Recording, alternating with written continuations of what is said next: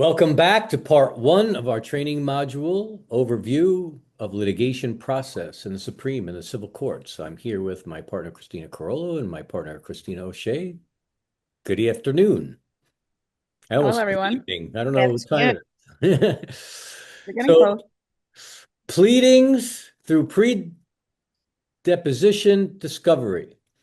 In this section, we're going to cover the early phases of the litigation. We'll go through the summons and complaint. We'll review what a marked pleading is, what a stipulation to extend time to answer is, some deadlines for the answer and some common defenses, initial discovery demands and defense strategies, medical records, and our bill of particulars, and we'll explain what that is. Of course, the early stage of court activity, the RJI, and the preliminary conference.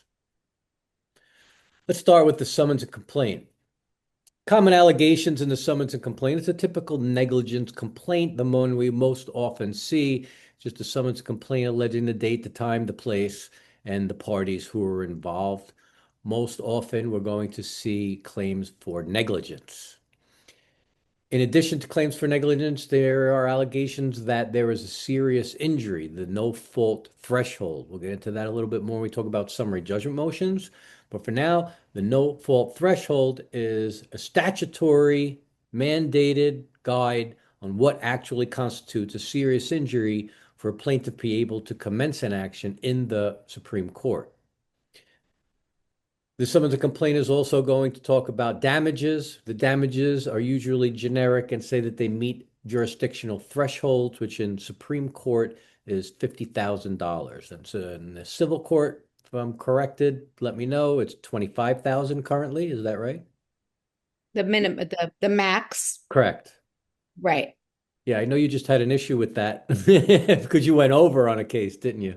So no, so the max is 50, and then above that is Supreme Court. Oh, there you go, $50,000. What small claims But court? the threshold, just to mention, that would just be for motor vehicle accidents when it comes to that thhrreshold and that statutory requirement. Right. Is that We're talking about Supreme Court automobile right now. right? We also wanted to go through with you.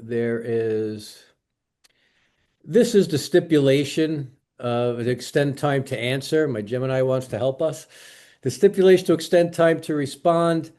It's a general stipulation that we say we agree to grant a professional courtesy to allow them some time to respond to the pleading. Maybe they just retained an attorney. And important in these stipulations is here that they ask us to waive jurisdictional defenses. That means that we accept service. This is often a condition that the plaintiffs will throw in so that when we do our responsive pleading, we don't object to service. Another point that you want to be clear on, if we're working with the stipulation to extend, it's an stipulation to extend time to respond, not time to answer. If we limit our time to answer, then we can only do an answer.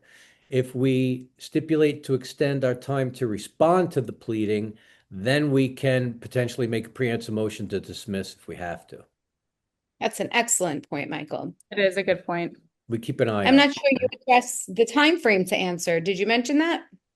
it. I did not. Mm. What is the time So frame to answer? Okay, so if it's personally delivered, the summons complaint, you and it's within the city, then you have 20 days to answer. If it is done by any other means, then it's 30 days to answer. And outside the city, 30 days.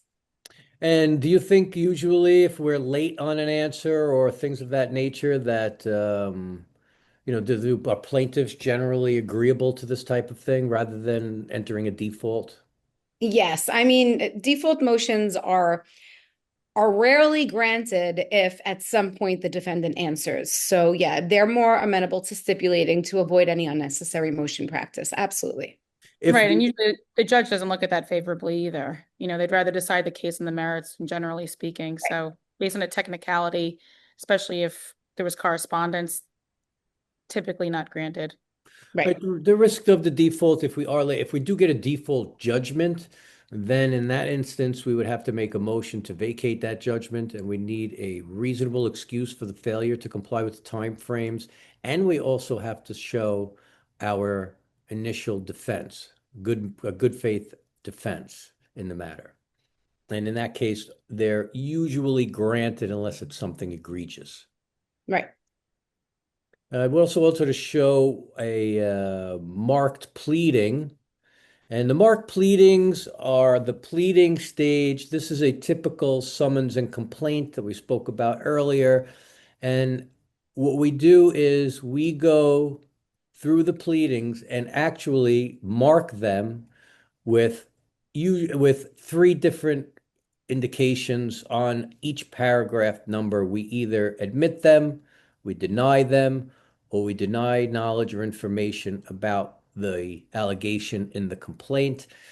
These marked pleadings, judges will often ask for them, so we'll have to actually show up in court with a printed version of the verified complaint or the summons and complaint with our handwritten markings on the side. I'm imagining something like this these days would be good, but the judges do like to see it in their hand.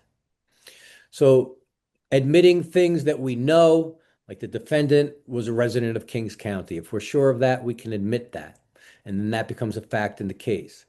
Denying knowledge or information, is the plaintiff a resident of Kings County? We might not know yet, so we deny knowledge or information as to that. Denying items is generally for items that we just don't know the answer to, so we deny them that the allegation is true, such as that the allegation of the defendant was negligent. That would be something that we would deny. Mm-hmm. Answer, defense, deadlines. Oh, there's your answer to your question, Christina. You jumped ahead for a moment. Oh, that. Responsive pleadings. Christina, you want to talk a little bit about that? Because I know you handle a lot of service issues on both ends of the fence. Yes, sure. And on both ends is right. So we could do both ends. You purchase an index number. You have 120 days to serve the summons and complaint, or your index number is bye-bye, goes, you have to repurchase and spend more money.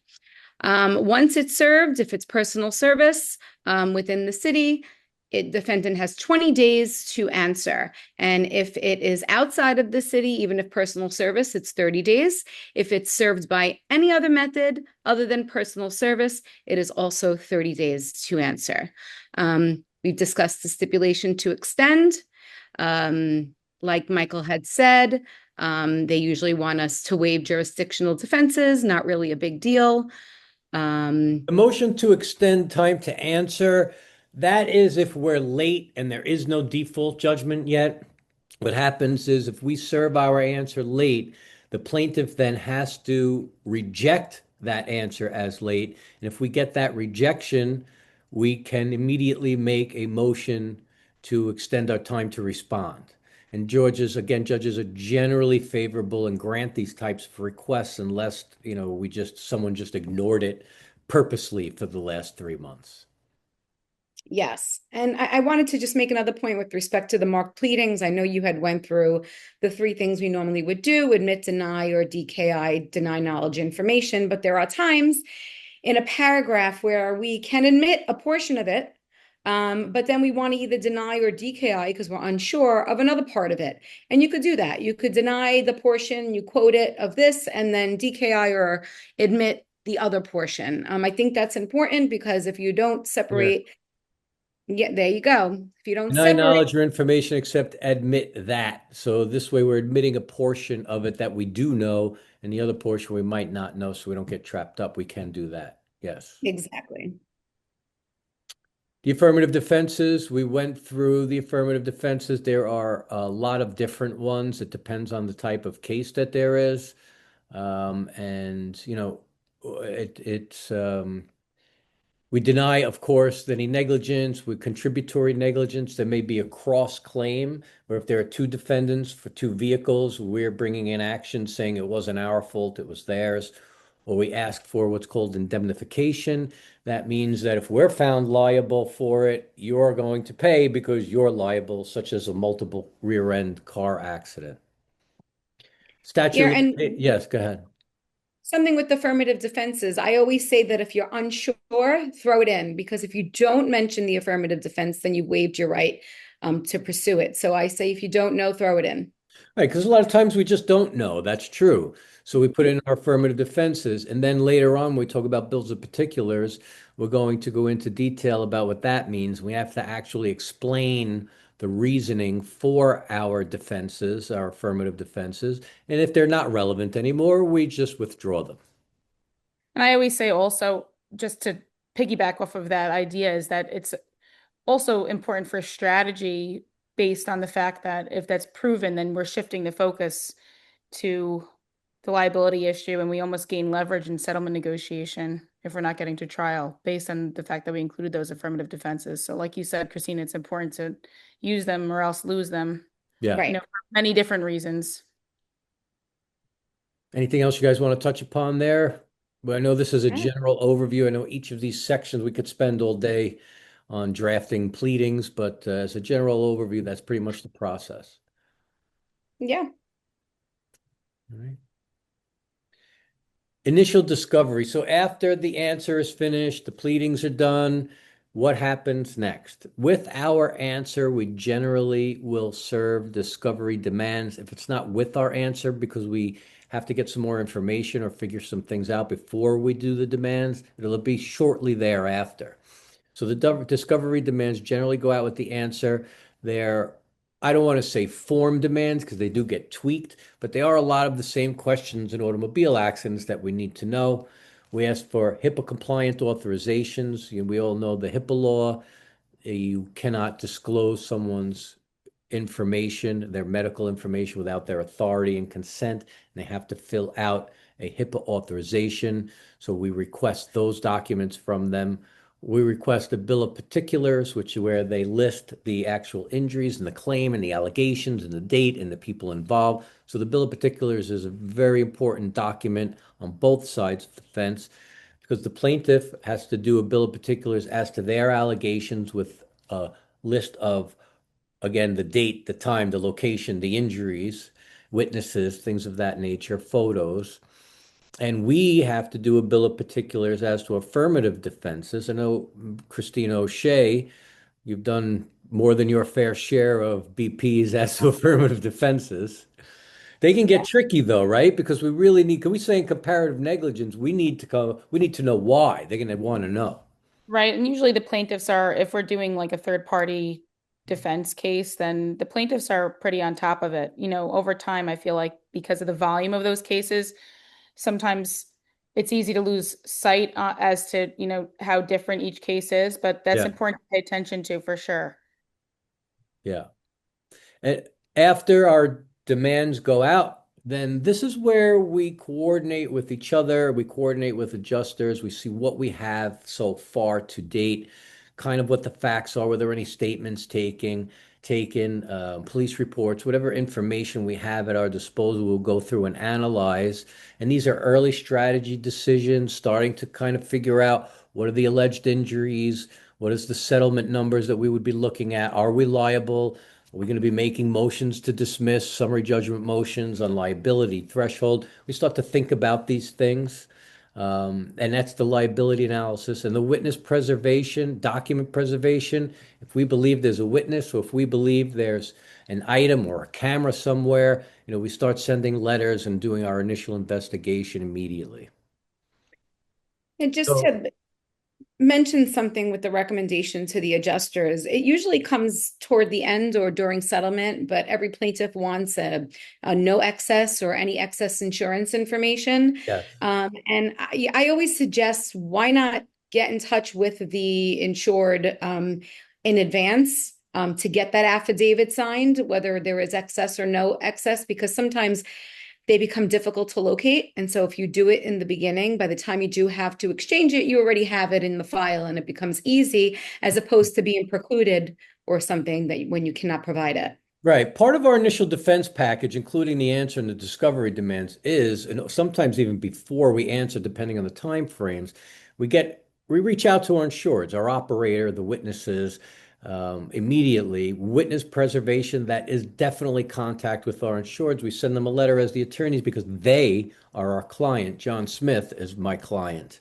is our client. So we send him a letter saying, Mr. Smith, we represent you in this action. Please contact us and cooperate with us.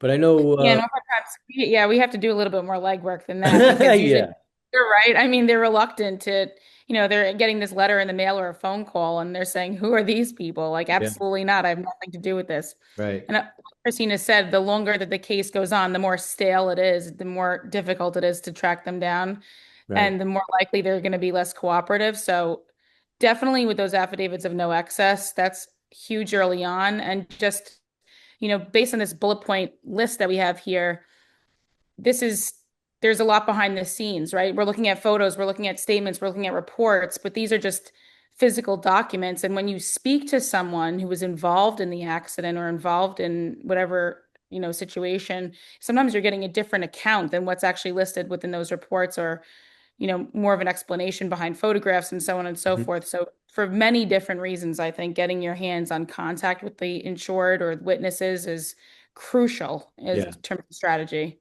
Absolutely. Yep. And it's at this point that we will generally draft our initial report to the adjuster. It depends on the insurance company. Everybody has their best practices. We try and do it within the first 30 days. Usually you'll see a time frame the insurance carriers want it like within the first 45 days. We try and do it right away. And a lot of times, it's a formality. We try and keep these reports on time because it's an ongoing list and a life of the case, and it keeps getting updated. The reporting is important so that everybody's on the same page. Right. And that's a working document, just to exactly what you're saying is that, like, we'll keep that document, but we'll move that document within the stages of litigation. As we're moving through discovery, that document is changing, and we like to keep the adjusters as updated as often as possible. Absolutely. Our next session, medical records and court activity. So after we have served our demands, we will get a set of discovery demands from the plaintiff. And it's at that point we start answering questions. We go through on our end, the defense end, we take plaintiff's demands, we answer their questions. We prepare a bill of particulars as to our affirmative defenses, explaining why our affirmative defenses are valid. We process medical records. And I know Christina Carollo, you do a lot of this, and that's always a challenge. Was always the right word. Yeah, it's dealing with the medical records department, and hospitals who take their sweet time to provide it. I would say with respect to authorizations, later on in the stage of litigation, you're going to be at a cert conference. It's called a certification conference. And I always suggest asking for a fresh new set of authorizations, because you will need to subpoena records later on, and sometimes they become stale. So that was just my little tip on authorizations. So we get their discovery responses. Let's assume we respond to their discovery, we give them a copy of our policy, and we give them any documents, photos, things that we have that we need to exchange, witness names, etc. We get their responses, and with those responses will be the HIPAA authorizations. We take those HIPAA authorizations, we call processing them, which means we basically send them to the provider and ask them for the records. We pay for those records, get the records, and then at that point, we're able to do what we refer to as a med review, which is a medical review. Christina O'Shea, you have done your hands fair share of medical reviews, and that's an important part of the process, right? Oh, absolutely. It's funny because we had an arbitration last week where the arbitrator said to the two attorneys that were arguing before her and herself, we're not doctors, but we just play them on TV. And that's kind of true because really, we're well versed at this point at looking at any kind of medical record and procedure. But it's important to pay attention to certain things, timelines, what the doctor is documenting and what they're not documenting within their reports. And we're trying to be as detailed as we possibly can. But really, the importance of it is to narrow a volume of, sometimes it could be over 200, 300, 500 pages of medical reports, and boil them down to the most salient points for the Right. adjuster to digest. Obviously, no one really has time with so many cases to be going through 500 pages of medical documents. But if we get down to the important points to pull out from those medical records, then, we see how that impacts our case, impacts the liability issues, settlement discussions, so on and so forth. Yeah, our med review reports, it will be an analysis of the treatment, a detailed analysis of the physical therapy, where they went for MRIs, the results, everything that we have, so that we can make a good decisions. And our recommendations on them will be, what the most serious injuries are at that time, what additional discovery we need at this point. And this is all pre-deposition. So before we go in for the deposition, we want a med review done and have a discussion with the claims adjuster so we're on the same page thinking about what the injuries are, what we're looking for at the deposition. Was this just, a slight fender bender and this person's going for, all this different treatment that's not really relevant, so causations issues, things of that nature. So it's at And that point. sometimes, Yeah. and sometimes you even have a client, not on our side, but a plaintiff who's tripping up on their own Oh yeah. injuries or alleged injuries, and so if we do, or when we do a thorough medical review going into those depositions, we're ready to see that their account of everything that we've seen thus far lines up with what we Yes. know. Hmm. There's something that's, you also want to be aware of the fact that sometimes there are injuries that they are claiming to be related to the accident, and then we can request those records if we don't have them in our possession, and then even call for a new deposition on that limited issue. So it's very important to have a very thorough understanding of the plaintiff's medical records before you go into a deposition. Right. We'll talk about the deposition and post-deposition demands, such as, accidents or priors or post-accidents that you discover at the deposition that we didn't know about. I just love depositions so much that I You just want know, to dive in right away. I know you do. You do. I know I'm you like, do. please let me speak about So, it. eh, we tried to schedule depositions immediately. A lot of times, this doesn't really occur until our first court appearance, which will be a preliminary conference. There is an RJI, which is a request for judicial intervention, and a preliminary conference request. They often go in at the same time. Usually, a plaintiff, if they want to move their case, they will file these documents. A request for judicial intervention, request for a preliminary conference, a judge gets assigned, preliminary conference date gets selected, and then at the preliminary conference, that's where the initial discovery order is entered. Depending on the venue, you may have to go in person, you may have to go virtual, or you may be able to not have to appear like in Kings, where it's in the intake part and they issue a general order with dates for compliance. And at that point in time, they'll almost always give us a compliance conference date for a date to come back for the court to check up on us. What happens if we don't get our discovery responses, or if we fail to respond to the plaintiff's discovery? That's where discovery motions come in. Discovery motion is to compel. A motion to compel means that I'm actually asking the court to compel the plaintiff to provide responses to my demands. A motion to preclude, that means that we want to be able to have the plaintiff not enter the evidence or the proof that we're asking for because they didn't respond to our demand.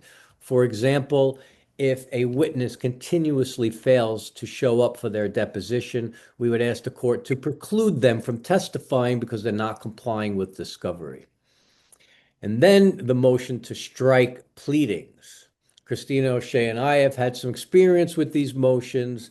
We've had insureds who refuse to cooperate, maybe initially spoke to us and then they disappear and they won't cooperate. We send investigators. We can't find them. That's another thing. If we can't find our insured, we do want to have a lot of due diligence and send out an investigator to locate them, because on a motion to strike, any good judge is going to say, what efforts did you take to find this person? And if the fault is on us, the attorneys, we let 6 months go by, never sent the guy a letter, never placed a phone call, ignored two court orders, there is a chance that that judge will strike our pleadings. What that means is that they strike our answers as if there is no answer, and that basically you lose and you go to an inquest and the plaintiff wins. So we want to be really careful with that. If we can't find our insured, Christina, what type of a defense to a motion to strike pleadings would we put in If we just can't find our insured, no fault of ours, we did everything right. We sent out letters, we made the phone calls, we documented everything. We sent an investigator. Investigator can't find this person. Social media searches, all of these things, this person's a ghost. What do we need to do to oppose that motion?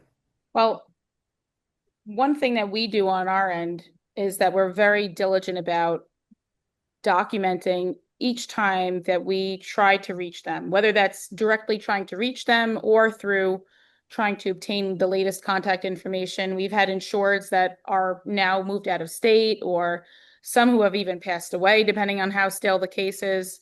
And Which is a so, whole nother mess for another day if a party right, right, dies. right. And it's funny because sometimes you'll get in front of a judge with, and although it's rare, even with due diligence on our end, we have seen some judges actually allow that motion to go through and grant the motion to strike the pleadings. Again, very rare does that happen, but we want to show that we have had such due diligence on our end, and then really implore the court to just, at that point, if we really can't find our insured, make the opposition, basically stating that really it's punitive and obviously prejudicial to our party and our defendant to strike those pleadings. So we Yeah, actually implore the court basically to just preclude them from testifying, right? So there's no unfair surprise at the end. right. We don't just show up with our guy at the time of trial. And we understand that, on our end, we understand that. And of course, that's a much better route to be in and much better position to be in when the time of trial comes, as opposed to having our answer stricken. Right. To strike a pleading, I mean, it's got to be some egregious conduct. It's a willful disregard for court orders. The judge gave us 5 orders and the attorney doesn't show up in court. He's blowing off dates, this type of nature. If you just basically don't want to get under the judge's skin, so to speak, and, get them aggravated because again, it's about people and relationships. And if the judge doesn't like you personally as an attorney, they're going to give you a hard time. So those are the types of Despite- discovery motions. We go to the PC. Christina Crowley, you wanted to add something? No, I was going to say, despite their position to be a neutral party. I was just being Oh. funny. Yeah, be Well, it's funny careful. because before when you said RJI and you said request for judicial intervention, I said or interference sometimes. It's So true that, we do our pre-discovery. We gotta have our medical records. We had our preliminary conference. We're exchanging some information. We're ready to go. Next step, let's do our depositions. Depositions, actually, that's the end of our first section, ladies. oh, Okay. That So was soon. fun. We got so far so fast. All right, guys. I So know. we're going to end this section here. We're going to come back and we're going to dive into the deposition, which is a section all by itself. See you guys in a few. Okay. Bye. Ciao.